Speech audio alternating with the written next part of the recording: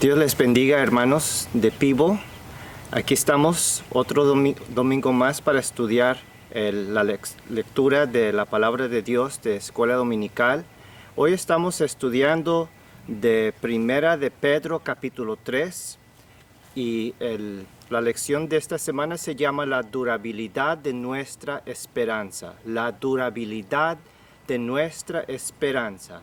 Voy a empezar a leer desde el verso 8 de Primera de Pedro 3 hasta el verso 17. Dice así Pedro: Finalmente, sed todos de un mismo sentir, compasivos, amándoos fraternalmente, misericordiosos, amigables, no devolviendo mal por mal ni maldición por maldición, sino por el contrario, bendiciendo, sabiendo que fuisteis llamados para que heredaseis bendición.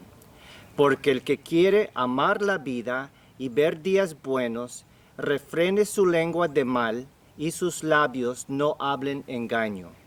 Apártense del mal y haga el bien, busque la paz y sígala, porque los ojos del Señor están sobre los justos y sus oídos atentos a sus oraciones, pero el rostro del Señor está contra aquellos que hacen el mal. ¿Y quién es aquel que os podrá hacer daño si vosotros seguís el bien? Mas también si alguna cosa padecéis por causa de la justicia, bienaventurados sois.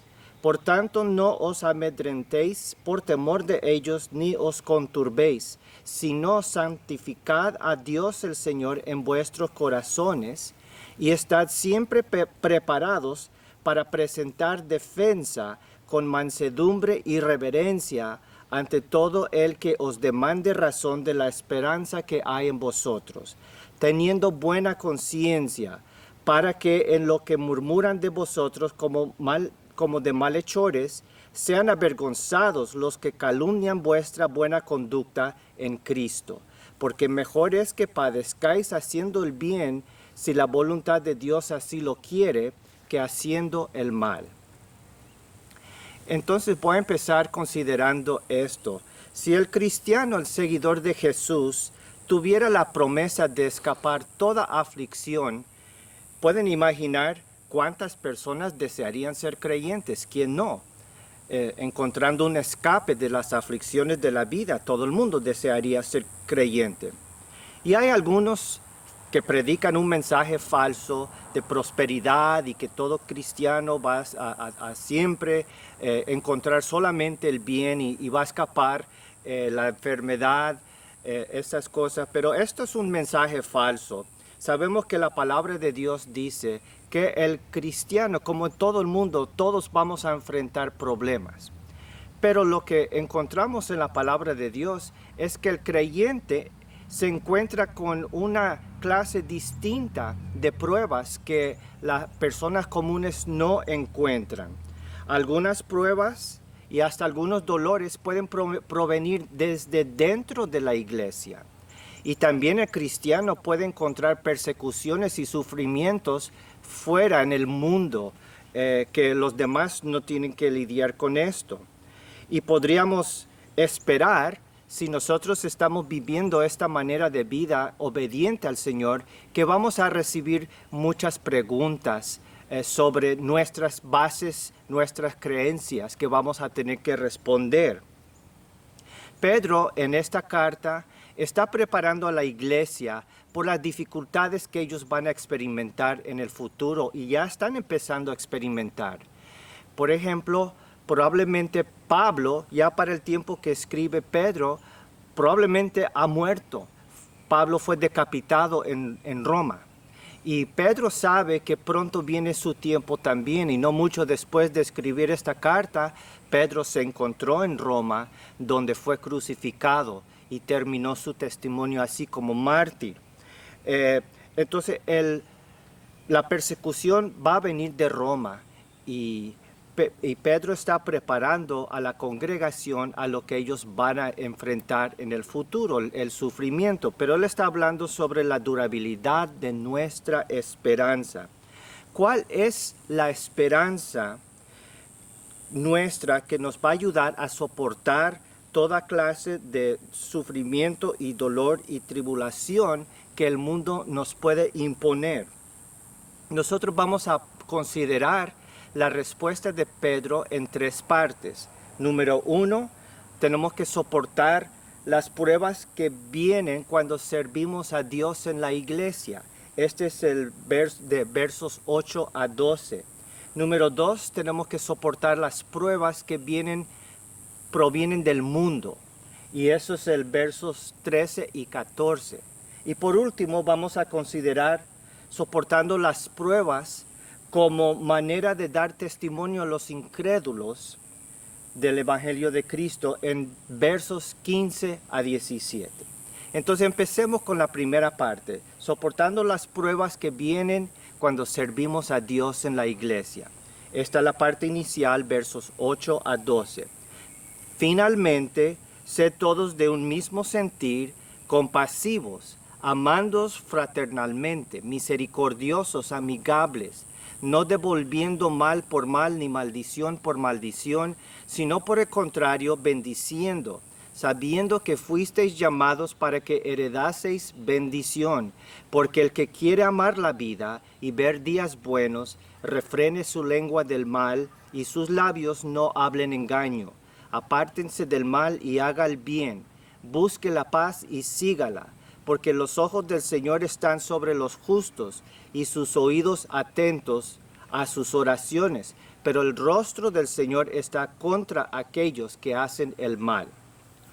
Entonces, ¿a quién escribe Pedro estas palabras? Cuando dice, sed todos de un mismo sentir, compasivos, amándoos fraternalmente, misericordiosos, amigables.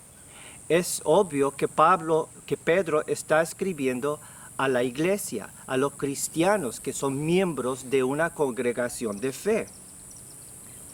Y si el tema de su carta es la firmeza en las dificultades, ¿por qué él está aconsejando a los creyentes en Cristo que sean compasivos y amigables y misericordiosos en la iglesia? ¿Por qué? Porque esto no es fácil. Nosotros sabemos que no es fácil. Esto no sucede, la paz, la armonía no sucede al azar, es difícil. Por causa de nuestros trasfondos diferentes y la carnalidad que todavía hay en nosotros, resulta ser difícil servir a Dios en la iglesia. Las palabras que Pedro emplea incluyen la palabra homofrón, que significa en armonía, sympatheis, que significa compartiendo las emociones, y splagnos, que significa literalmente saliendo de los intestinos, o es decir, la base de las emociones. Entonces, el siguiente verso nos presenta la misma idea, pero en forma negativa, lo que no debemos de hacer. Y Pedro dice, no devolviendo mal por mal, ni maldición por maldición, sino por el contrario, bendiciendo. Entonces, es obvio que Pedro se dirige a los cristianos en la iglesia porque la primera parte dijo, sed todos de un mismo sentir. Y nosotros no podemos ser de un mismo sentir con la gente fuera de la iglesia. Pero aquí nos sorprende que dentro de la iglesia también nos pueden dar un mal. Y nosotros no debemos de dar mal por mal. Hasta una maldición. Aunque la palabra loidoría podría traducirse insulto o abuso. De todas maneras, son cosas que podríamos experimentar dentro de la iglesia. Y esto puede resultar en sufrimiento o aflicciones.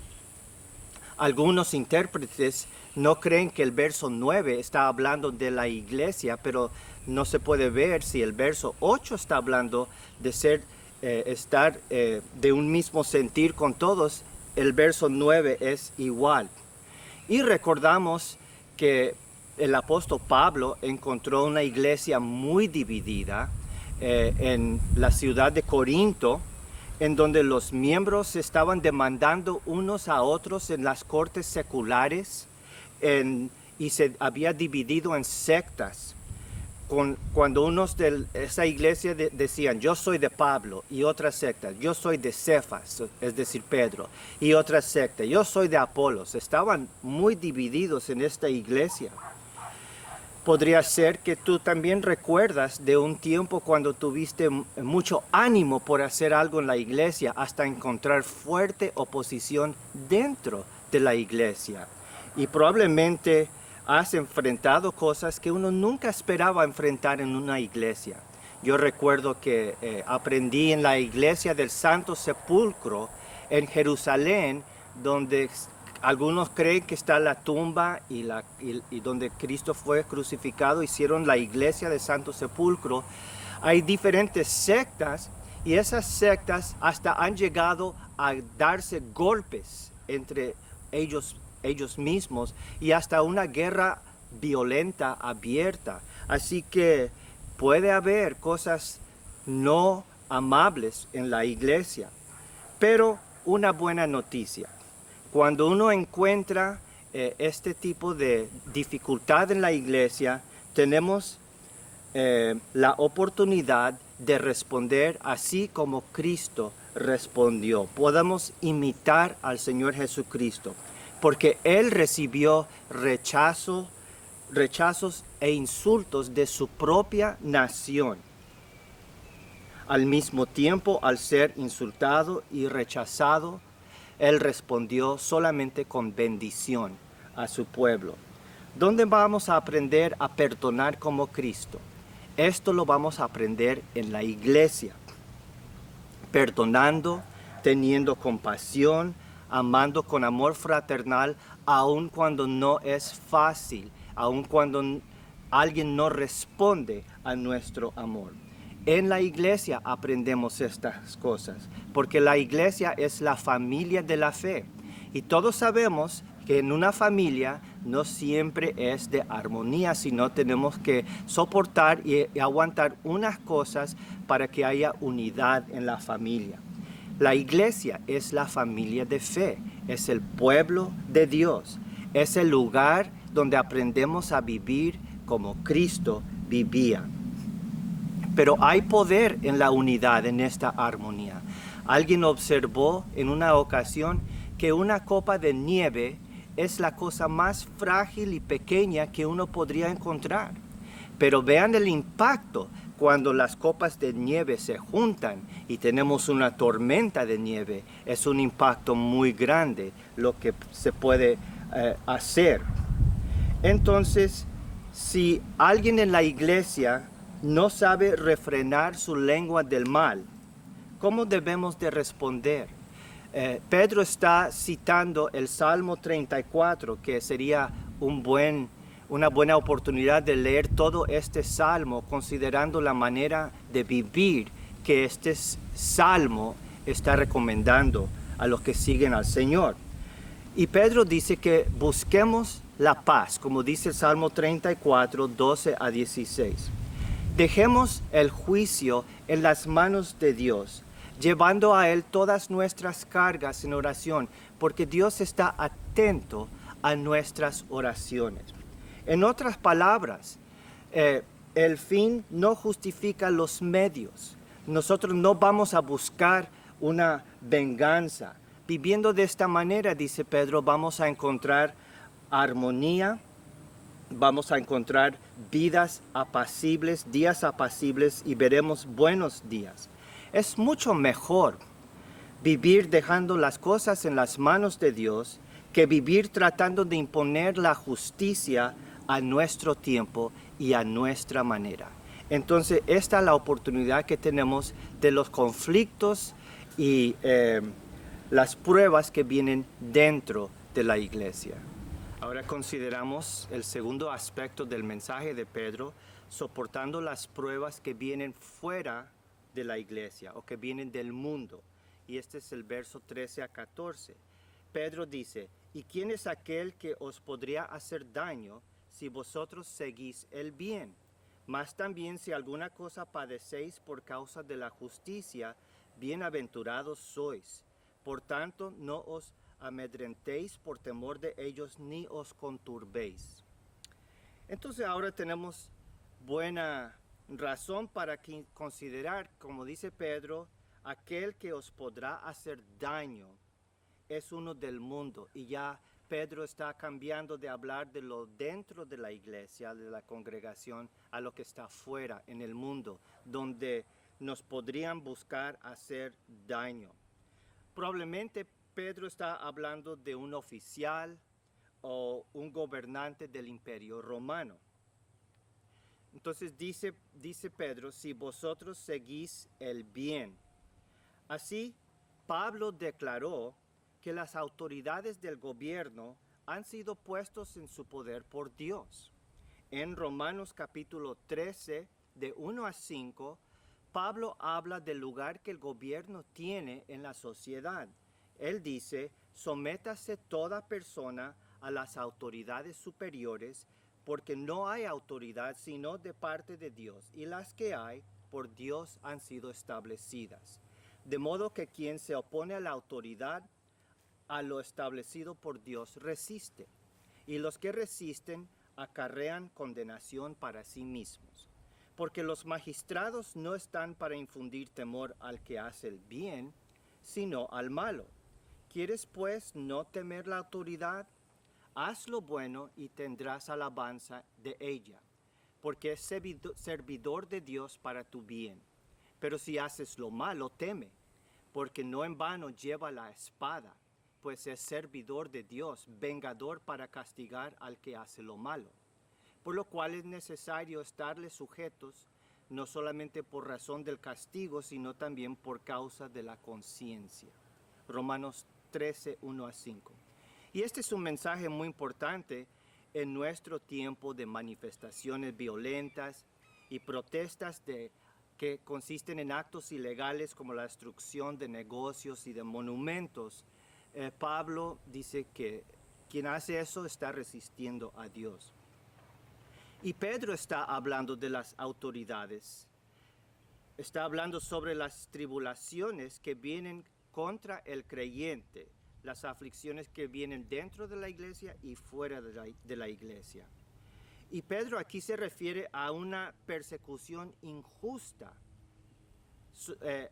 a los seguidores de Jesucristo. Que ningún discípulo de Cristo sea juzgado por quebrantar leyes o por ser un rebelde de la ley de las autoridades que Dios ha puesto, como explicó Pablo. Pedro y Pablo están de acuerdo que hay que seguir la ley, que no seamos rebeldes nosotros, excepto cuando la ley establecida por los seres humanos hace conflicto con la Biblia y las autoridades hacen ilegal seguir a Cristo o vivir de la manera que Él nos ha ordenado. Entonces, en este caso, Pedro dice, más también si alguna cosa padecéis por causa de la justicia, es decir, el Evangelio, bienaventurados sois. Por tanto, no os amedrentéis por temor de ellos ni os conturbéis. Entonces, Pedro emplea dos referencias bíblicas para respaldar su argumento, que es bueno ser perseguido y sufrir por el gobierno, cuando el gobierno nos manda hacer algo no bíblico o nos prohíbe de hacer algo que la Biblia nos aconseja hacer. Primeramente, Pedro recuerda las palabras del Señor Jesucristo mismo, cuando Él habló en el monte de bienaventuranzas. Mateo 5:10. Cristo dijo, bienaventurados los que padecen persecución por causa de la justicia, porque de ellos es el reino de los cielos. Bienaventurados sois cuando por mi causa os vituperen y os persigan y digan toda clase de mal contra vosotros mintiendo. Gozaos y alegraos, porque vuestro galardón es grande en los cielos, porque así persiguieron a los profetas que fueron antes de vosotros. Mateo 5, de 10 a 12.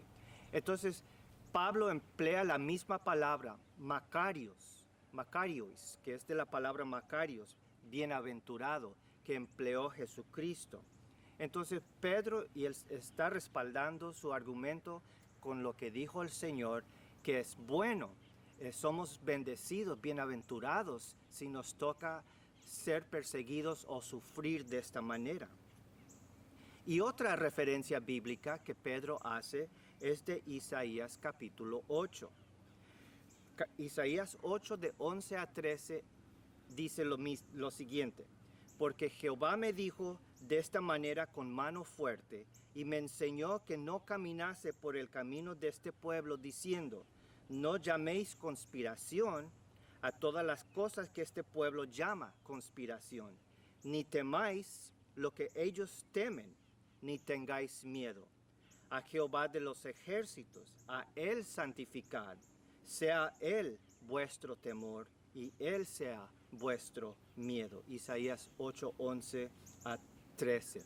Y este verso necesita un poquito de contexto. En este tiempo estaba el rey Acaz sobre el pueblo de Judá, y el rey de Asiria estaba amenazando tanto a Israel como tanto también a Judá. Y el rey Acaz de Judá tuvo bastante temor del rey de Asiria, de los ataques de los asirios. Tan grande fue su temor y su miedo que él hizo alianza o buscó hacer alianza con Asiria. El pueblo de Israel o otros de sus consejeros le estaban aconsejando que él hiciera una alianza con Israel o tal vez con Egipto, pero él hizo una alianza o trató de hacer con Asiria.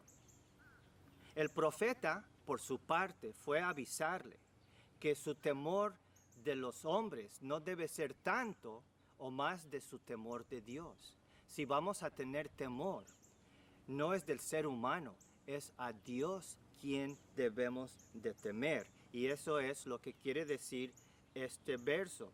Jehová me dijo de esta manera con mano fuerte y me enseñó que no caminase por el camino de este pueblo, diciendo, no llaméis conspiración a todas las cosas que este pueblo llama conspiración, ni temáis lo que ellos temen, ni tengáis miedo.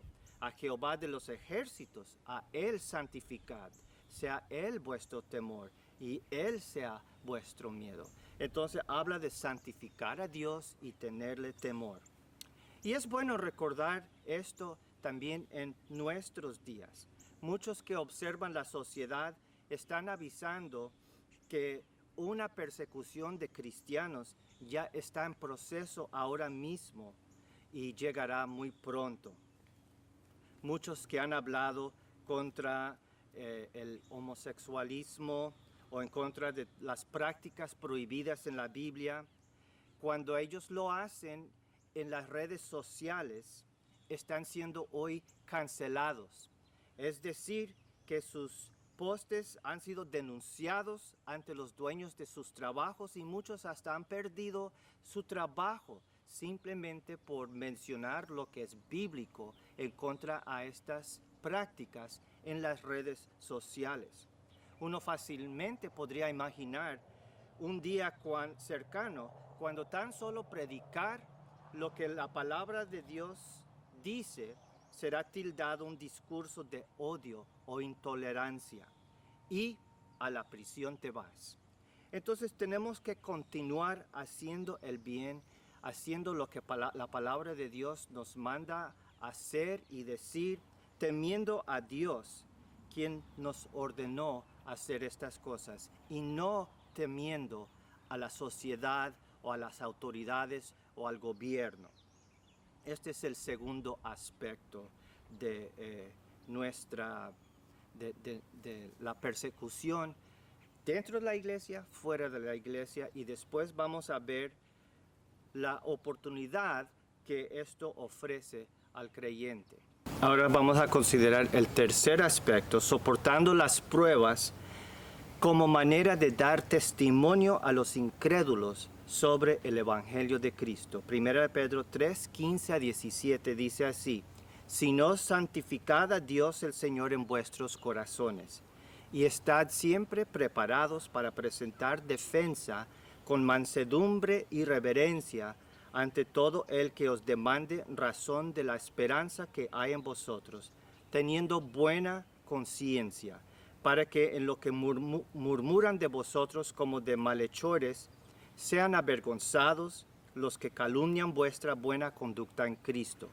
Porque mejor es que padezcáis haciendo el bien, si la voluntad de Dios así lo quiere, que haciendo el mal.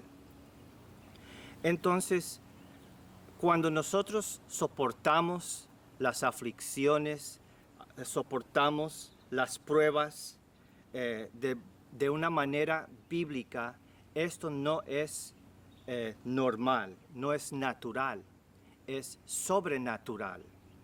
La reacción que se espera cuando una persona enfrenta pruebas en la vida, aflicciones, la reacción natural es la queja o el enojo o la angustia, la preocupación. Pero cuando nosotros reaccionamos, cuando nos insultan dentro de la iglesia o fuera de la iglesia, reaccionamos con buena voluntad y sin temor, el mundo se va a dar cuenta. Esto no es común, esto no es natural, es sobrenatural. ¿Y cuál es la consecuencia? Cuando observan nuestra manera de vivir bíblica, como Pedro dice, enfrentando las pruebas y las persecuciones, entonces del mundo van a demandar de nosotros la razón de nuestra esperanza. Van a demandar la razón de nuestra esperanza. Y esto nos va a dar una gran oportunidad de contestar sus dudas y sus preguntas y sus malentendidos, de refutar las mentiras que Cristo dijo que iban a decir contra nosotros, de debatir y razonar con ellos y de aclarar lo que creemos nosotros. Una y otra vez en la Biblia observamos que esto sucede. Primero se levantan persecuciones en el libro de Hechos. Muchas veces en el libro de Hechos miramos esto. Se levantan persecuciones o mentiras o acusaciones falsas. Y los discípulos, sea Pedro y Juan o sea Pablo, respondieron con denuedo, predicando con firmeza la palabra de Dios. Los gobernantes los arrestaban y los llamaron a rendir cuentas ante un tribunal en Jerusalén o en Israel o en Roma. Y los discípulos respondieron a los gobernantes, muchas veces ante muchos testigos, haciendo su caso a favor de la resurrección de Cristo, presentando evidencias y refutando las mentiras. Esta fue una gran oportunidad cuando experimentaron los insultos, las aflicciones. Pedro entonces nos informa que hay 3 factores para que esto sea un éxito y podamos presentar de una manera poderosa nuestras bases a un mundo que no cree. Vamos a considerar estos 3 aspectos. Número 1, Pedro dice, santifica a Dios en tu corazón. Nosotros vimos ya que esta frase viene de Isaías capítulo 8. Y esto fue algo que Dios por su profeta Isaías mandó decir al rey Acaz. Acaz en este momento tenía temor de los asirios y le estaban aconsejando hacer alianzas con Israel, con Egipto, y él tuvo la idea de buscar una alianza con Asiria, el rey de Asiria. Y el profeta le mandó decir, ¿a quién vas a tener más temor? ¿Quién es el que va a controlar tu vida? ¿Vas a ser controlado por tu temor de Asiria o vas a ser controlado por tu temor a Dios? Porque no importa lo que puedan hacer los hombres, pero sí importa lo que pueda hacer Dios. Entonces, vas a ser manejado por temor a los hombres, por temor al gobierno o por temor a Dios. De la misma manera, tú tienes que decidir ahora, antes que vengan estas persecuciones o estas dificultades dentro de la iglesia o fuera de la iglesia, ¿Quién controla tu corazón? ¿Quién controla tu vida? ¿Vas a servir a Dios? ¿Vas a temer a Dios o vas a temer al ser humano? Tienes que decidir temerle primero a Dios y santificarlo en tu corazón. Y de esta manera, habiendo tomado la decisión, vas a poder actuar con fe y con firmeza y con confianza cuando esa oportunidad venga. Entonces, santificar a Dios en el corazón. Número 2, Pedro dice que hay que estar siempre preparado, siempre preparado. No hay sustituto para la preparación. Cuando te preguntan las bases de tu fe, ¿qué les vas a decir? Cuando te preguntan por qué tú no sigues a los demás o haces lo que te mandan hacer, ¿qué les vas a decir? Es una pena que muchos cristianos no se han preparado para dar testimonio. Lo máximo que pueden decir es no sé por qué, pregunten a mi pastor. Pero no conocen las bases de sus creencias. Muchos ni siquiera saben cuáles son los temas, cuáles son las críticas, las mentiras que la sociedad está levantando contra la Biblia y contra el cristianismo. ¿Podrías tú, por ejemplo, presentar un argumento respetable y bíblico a favor de la moralidad bíblica y en contra a lo que se está discutiendo hoy en día en la sociedad, por ejemplo, homosexualidad o poliamorismo, transgenerismo, etcétera? Todas estas cosas que están hablando en la sociedad, ¿podrías presentar una defensa de la moralidad bíblica, una defensa respetuosa? Podrías presentar, por ejemplo, un argumento bíblico en contra del racismo. Miramos que este es un tópico, un asunto que se está hablando mucho en la sociedad. Lamentablemente, hoy en día, mucho de lo que se habla proviene del punto de vista del marxismo. Podría presentar un argumento bíblico en contra del racismo. Hoy en día se habla mucho del racismo, pero de base del marxismo, lo cual es una filosofía atea y materialista.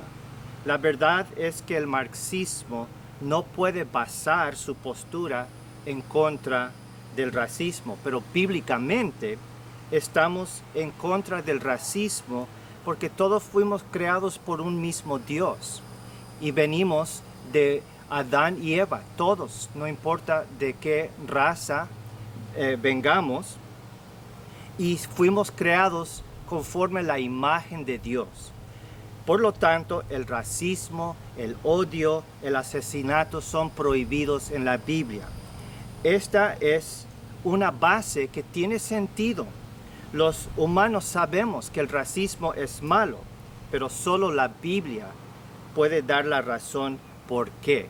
Entonces, estar siempre preparado requiere trabajo, estudio, reflexión, lectura, investigación. Podemos observar que Pablo razonó con personas de diferentes culturas en Atenas y los pueblos griegos, conociendo sus creencias y sabiendo cómo debatir y cómo hablar con ellos. Claro que también dependía del Espíritu Santo.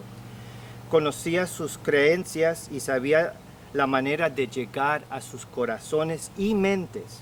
¿Tú estás preparado o estás en proceso de prepararte?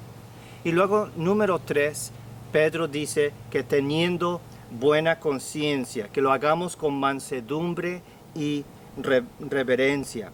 Es decir, con respeto, con paciencia, sin criticar, sin dar insultos. Así que terminamos y hacemos resumir aquí que sufrir es difícil. Y hay una clase de sufrimiento que los cristianos encontramos que no todo el mundo lo encuentra. Tener paciencia en la iglesia es difícil. Estar de un mismo sentir es difícil. Obedecerle a Dios y no a los hombres es difícil. Pero las buenas consecuencias de poder dar una defensa con claridad a los que no conocen al Señor hace que todo valga la pena. Dios les bendiga, mis hermanos.